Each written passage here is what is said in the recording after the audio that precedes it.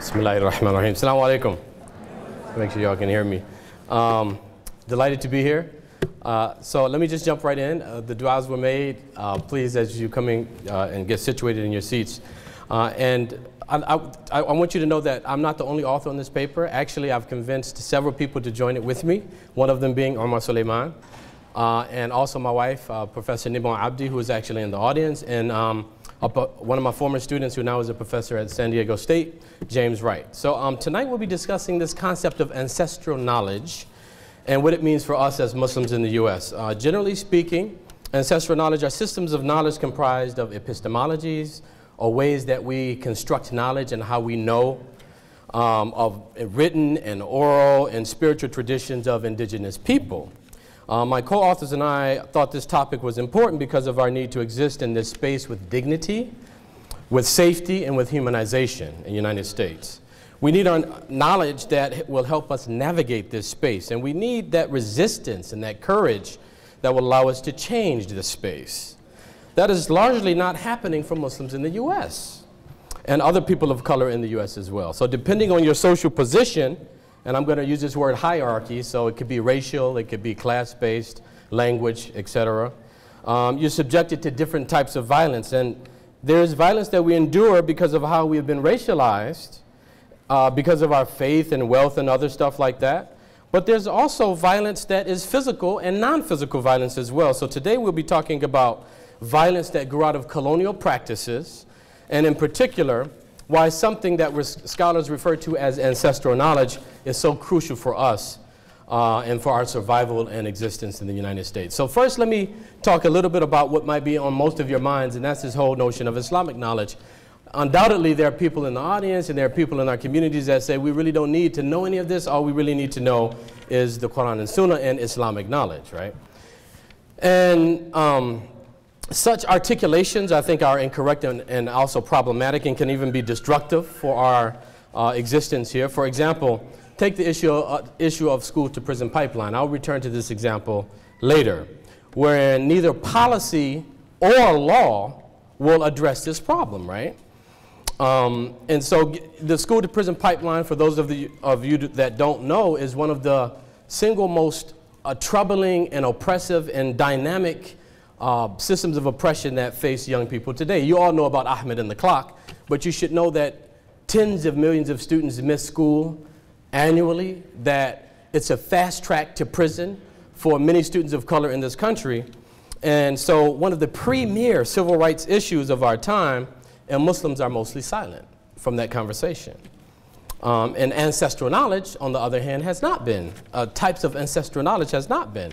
So ancestral knowledge is an embodied type of knowledge. It's community-based resistances, organizational structures, and more that blacks and indigenous people have for centuries used on this continent to confront white supremacy, to confront coloniality, which we'll talk about in a minute, and to benefit the existence of Muslims here, right? That's how the Civil Rights Act got passed, for example. And yet there are other reasons that the Islamic knowledge-only argument is not a legitimate argument. And so you hear a lot of stuff about the sacred tradition and this is all we need to go forward, and that's not true. The problem is actually multifaceted. One, there is no Islamic law on how to run a school, for example. There's no Islamic law on how to deal with how students are shamed in a public space. That's not something that policy can have. Believe me, I work in schools. We've been trying for a long time to pass policy to address oppressive trends in schools, and it hasn't worked. And so most of what we need to happen in liberal democracies like this will never be addressed through policies, and most often there are epistemologies and there are sensibilities and other things that are more likely to influence the oppressive structures that we encounter in school spaces. So then you have another group of Muslims that completely reject Islamic knowledge and throw themselves at things like, you know, the ACLU or the NAACP or Black Lives Matter. And you should do that. I mean, we should have participation in all of these kind of groups as well. But there's a problem with that as well. And the problem with that is that you're attempting to address a specifically and uniquely American oppressive system with American resistance practices. So you can see that that's problematic, right? How about the non-Western ways of resistance that we have had with us for millennia? Where are those in this conversation? And for most of these organizations that Muslims kind of involve themselves in, they don't have any clue about decolonial knowledge or ancestral knowledge. So that's problematic as well. So before we jump into our topic, there are a few more things I need to talk about. One of them is the role of power. And so let me share a few thoughts about that. So ancestral knowledge is deeply connected to power, specifically who has power to put their knowledge forward as standard knowledge, right? So let me explain by using the example of culture. Muslims love to talk about culture. We love sharing our food. We like inviting people to Ramadan. And for many of them, in their minds, it comes down to food, language, dress, and occasionally a concrete behavior that might represent a broader definition of culture. For example, I've heard many Muslims mention the hadith in which Umar ibn al-Khattab radiyallahu anh went to stop some Habashi Muslims who were dancing on an occasion, and the Prophet ﷺ stopped them. And so the explanation that I most often hear from Muslims is, wow, we can all get along, we can all bring our cultural practices. They put forth explanations of this hadith, and they put forth discussions around this topic completely based on an powerless or a context with no power hierarchies. And that's very troubling, because if you look closer at the hadith, the Prophet ﷺ was in a public space, directed by Allah in all of his actions, as you know, and if he wasn't, he was corrected by Allah at that moment in most cases. At that moment, shifted the power dynamic, telling Umar that, look, this is a public Muslim space, and your practices and their practices don't have precedence over one another. Let them do their thing, and you can do your thing. That's my read on the hadith. So I haven't heard that kind of conversation about power into the conversations in that kind of way. So given the central role of power in determining whose knowledge is found to be credible, another concept we need to briefly discuss is colonization, and by extension, something that scholars refer to as coloniality. So power, coloniality, and then we'll jump into our topic, I promise. So it's not possible for us to place the value of ancestral knowledge and even to really understand what it is without deeply interrogating this as a colonial context, as a racialized context, and as Westernization or Westernized context. And also connected with that is something that scholars call cultural epistemicide. So I'm gonna break these terms down a little bit, but then we jump into our topic. So in his articulation of Westernization and cultural epistemicide, Walter McNullo, who is a scholar in this area, explains that privileging and the canonization of specific Western knowledge and perspectives happens in very, very often hidden and invisibilized ways, right? Except for people who study this stuff. So knowledge is controlled by disavowing some type of knowledge and privileging other types of knowledge. Disavowing non-Western knowledge has been engaged widely with and across all the academic institutions that most of us went to. You may or may not know that of all of the theory that we have learned in all of our programs, science programs, social science programs, humanities, most of it comes from 5 European countries. Despite the fact that we had Kemetic traditions in Africa, we had Timbuktu, we had Andalusian knowledge, we had all of this knowledge. They appropriated in some cases, and in many other cases, indigenous European knowledge, but we learned it as standard knowledge in this context, and that's what McNullo and other scholars are interrogating. And ancestral knowledge, it's important to understand why we cannot recognize ancestral knowledge, why we do not recognize ancestral knowledge, and even we have a bit of disdain for ancestral knowledge. I've noticed in many of the communities in which we live. And we prefer ways of Western navigating of Western spaces, but sometimes we might add an Islamic title to that in order to Islamicize it. So colonization and everything that it did and continues to birth is absolutely crucial in understanding this. There are different types of colonization. Very briefly, settler colonization. So the French went into Gabon, they went into Senegal, they went into a lot of North Africa, and they left. When they were there, that was the settler colonies, settler colonization, in which 100% of the resources from the land, all of the indigenous intellect, the resources, the people was used in order to enrich not the people who live there, but the European colony, as you know. So the English were in Nigeria, Ghana, they left. We need to understand something very clearly about the United States. Let me just say it emphatically that white folks from Europe came to the United States, they never left. This is still a settler colony, and time can't fix that, okay? And so as I go a little bit deeper into this topic, I'm actually not going to, we could spend all day on settler colonization, but I'm not going to stay there. I'm going to shift into something that scholars refer to as coloniality, or the coloniality of power, to be more precise. Let's call it coloniality because of our time. It's a concept interrelating the practices and legacies of European colonialism in social orders and forms of knowledge impacting social and organizational practices far and wide. It identifies and describes the living legacy of colonization and colonialism in contemporary society, all right? In the forms of social discrimination that outlived the formal colonialism and became integrated in succeeding social orders. In other words, even though the colonialists left some places, something entitled coloniality by scholars remained. And it describes both material and non-material. So slavery was very material. There are also non-material ways. We're going to get into some examples in a minute. And these things maintain through popular discourse, through films, through popular thought, literature that you've read growing up. Huckleberry Finn uses the N-word, as you all know, Mark Twain. All of these things reinforce this coloniality and hierarchies in our society. So it touches every element in the U.S., including organizing principles of organizations, leadership behaviors, racial hierarchies, the value of Eurocentric knowledge and hierarchies. But why do we, as subaltern folks, as Muslims, accept this for ourselves? I mean, should we resist such oppression? Sure, if we only knew it was happening. We would probably resist, but most of us don't. And if we did know how it was happening, we might be able to resist as well. So how absurd do you think it is for us to be putting forth our strongest effort on an issue such as Islamophobic bullying, right, in school, and to ignore our knowledges and capacities on the issue that could and only end up fighting for another strand in the very thing that we hope to resist?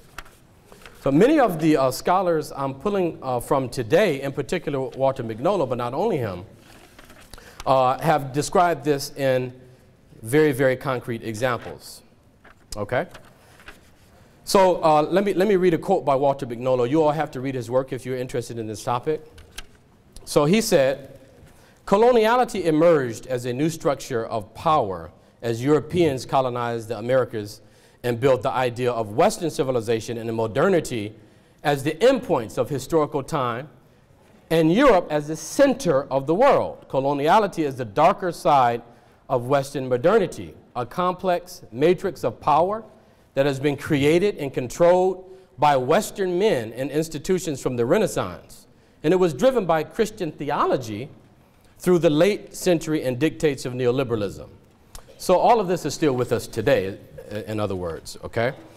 What he's saying is this: conversations about why Muslims need to be modern are directly entangled with the West's need to control Muslims and other subaltern people.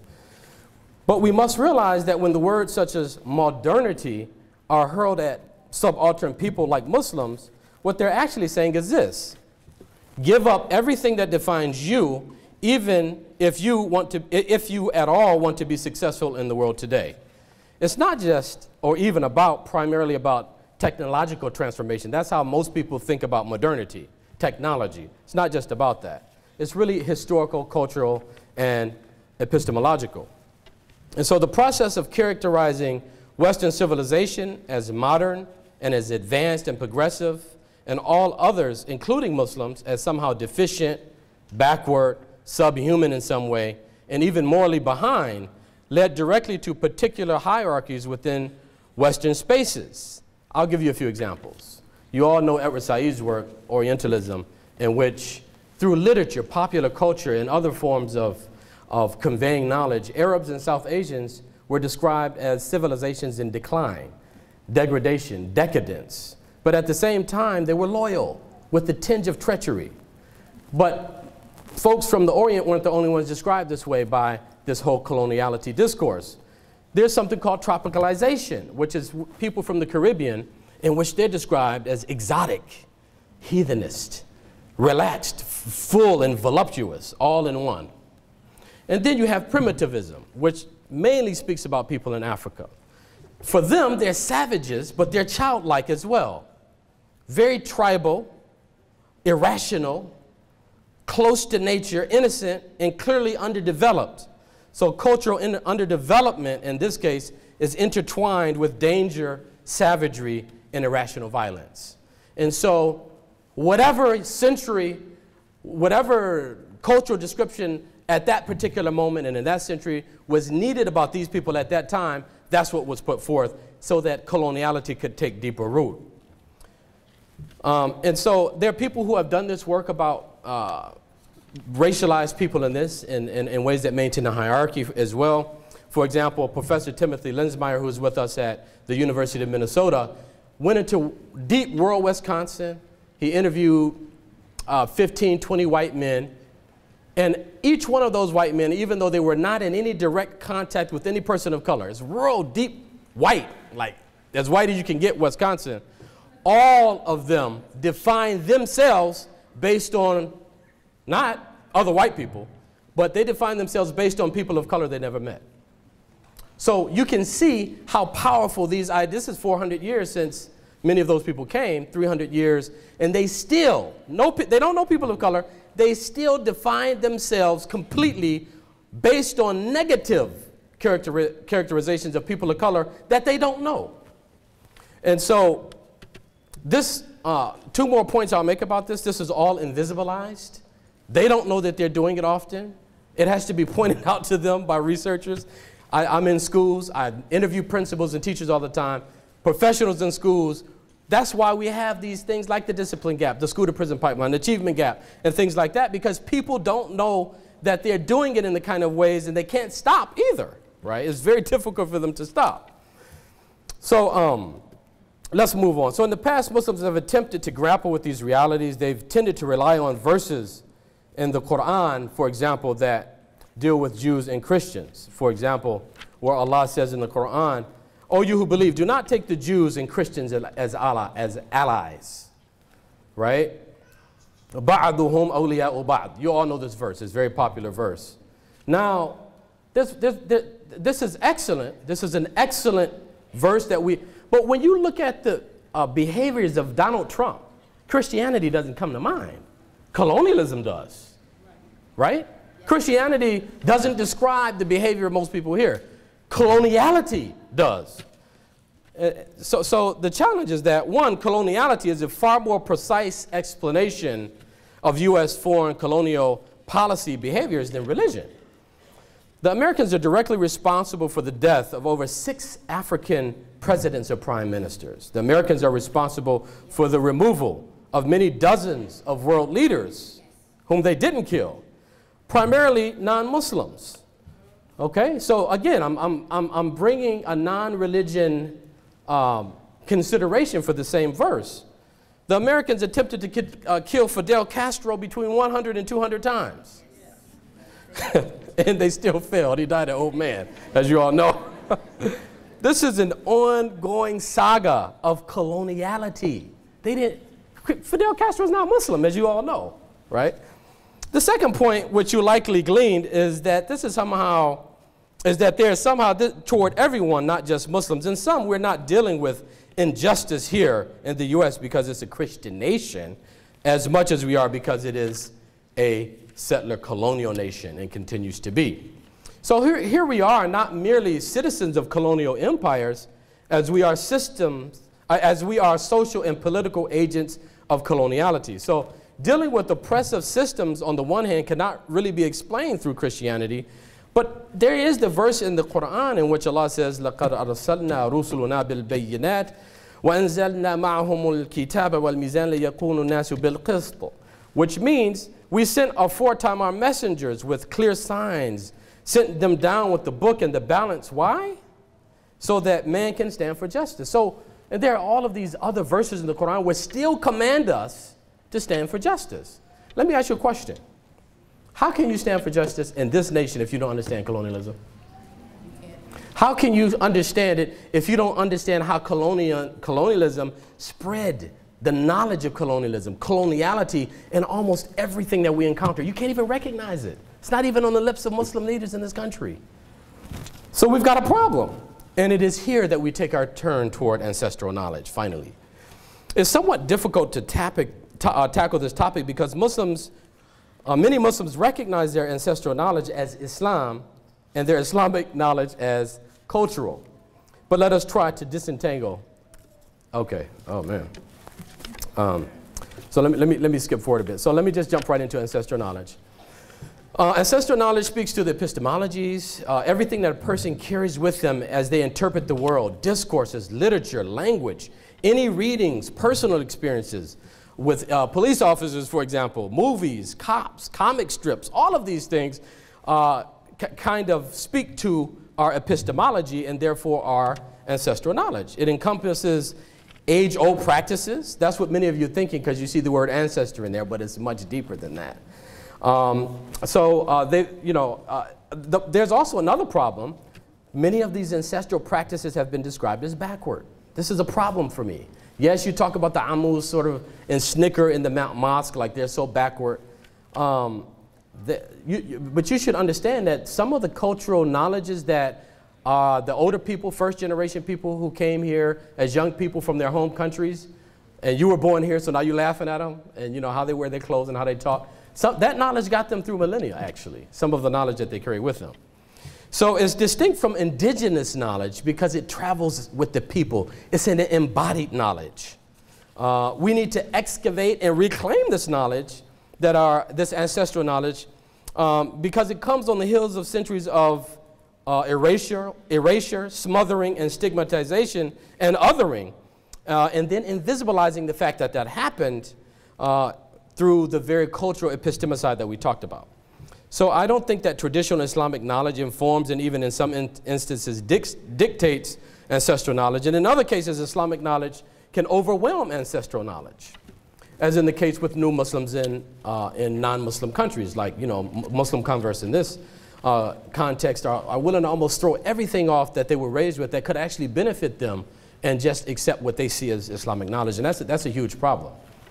So Islam has always allowed for us as Muslims to use any type of knowledge that is beneficial for us. In fact, there are all kind of du'as that we always say, oh Allah, seek refuge from knowledge that's not beneficial and stuff like that. And so as this happens, we can see many examples of this in Western space, except that we have been exposed to types of oppression and epistemic violence in particular that grew our own internalized oppression or self-hatred. And we have been programmed to reject everything non-Western or everything Western, depending on who you talk to. So let me kind of skip through. When we look at giving up in the US ancestral knowledge, we look at giving up from the great Hongpaka Lakota leader Sitting Bull, who mounted deep resistance to American imperialism, and to Frederick Douglass and his abolitionist articulations, to Fannie Lou Hamer and her organizing, to W.E.B. Du Bois and his willingness to dream about Negro art, as he asked, suppose, now listen to this, this is almost 100 years ago from W.E.B. Du Bois when he asked about Negro art. He said, suppose the fight for equality is won. What do we want? What is the thing we want after that? But we can also look at ancestral knowledge embodied by Malcolm X, Muhammad Ali, that you all love. And you should know that what you love about them is aligned far more with their ancestral knowledge than it is with their Islamic knowledge. So we believe that a re-identification, a reclamation of ancestral knowledge is important because of our need to exist in this space with dignity, safety, and humanization, as I said before. A couple more things about ancestral knowledge, and then we'll close with questions and answers. Ancestral knowledge is transported and hybridized and appropriated. So in other words, I'm not making any claims that ancestral knowledge is fixed. Rather, you come into this space, you're impacted by coloniality and colonization, and then you bring what you have with you, and the mixture of the two is powerful, okay? And so ancestral knowledges have been appropriated in some cases by Europeans or outright plagiarized. There's a scholar, Richard Wright. I was going to read you a quote of his. We don't have time. His book is called The Middle Ground. And he talks about how ancestral knowledge can actually be sort of hybridized. And so it's not completely ancestral and it's not completely Western. I think there's space for that. I just wanted to say that. Another point to consider is ancestral knowledge should be centered. It should not be a side class or side conversation. We must be willing to center ancestral knowledge, not only as a way to resist oppression, but as a way to affirm ourselves in this space. For example, many educators understand types of ancestral knowledge to be a subject within an elective class, Muslim history, this type of history or that type of history. Unfortunately, this understanding will continue to minoritize and exoticize ancestral knowledge. I want to sum up just a few key points, and then we'll call it a conversation. Ancestral knowledge is intergenerational. It allows us to recognize Eurocentric knowledge as provincial. So Eurocentric knowledge, which we recognize as knowledge, is actually very specific and unique for Europeans. And ancestral knowledge allows us to recognize that. It allows us to push up against Eurocentric ways of knowing and being up against coloniality and even imperialization of modernity. It allows for us to embrace our own Westernized selves, but with greater complexity and an eye toward appropriation and excavation of Eastern practices and epistemologies as well. It's unique, it's provincial, but should not predominate the public space. So in other words, as I was saying a minute ago, all of the people from their Muslim countries are in the Muslim public space. Bring that knowledge with you. Just don't call it Islamic knowledge because it's cultural. Ancestral knowledge may or may not be informed by Islam, but for us, it should, of course, be regulated by our Islamic sensibilities and practices. It's all intertwined in this middle ground, this middle space. Ancestral knowledge is an embodied knowledge. Let me make a couple more points. Ancestral knowledge makes up the centerpiece of epistemologies of indigenous and minoritized students. And to deny this is a deep form of oppression, for it denies minoritized students as well. Based on Western European forms of colonization, schools in the US were designed to eradicate all types of ancestral knowledge in the past and prioritize Western European Christian capitalist male-centered epistemologies.